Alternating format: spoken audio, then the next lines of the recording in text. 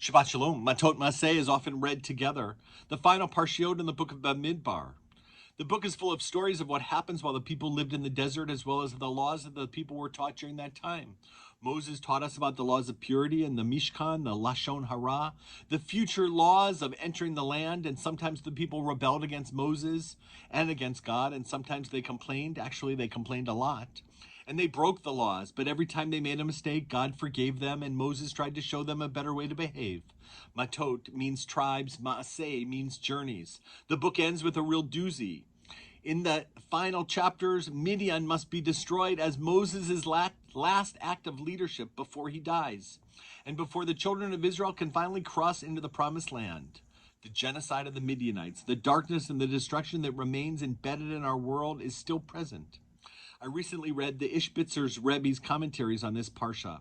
He drashes that the name Midian is related to the word dimion, which means imagination.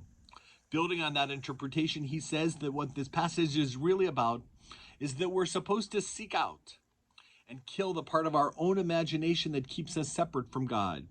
When this negative Midian imagination is removed from our hearts, then we will be innately and naturally aligned with the will and the presence of God. So what are the things that are blocking your path, hampering your imagination? And so we conclude the book of Numbers, Bamidbar, in the wilderness. The people stand on the banks of the Jordan in their final days of their wandering.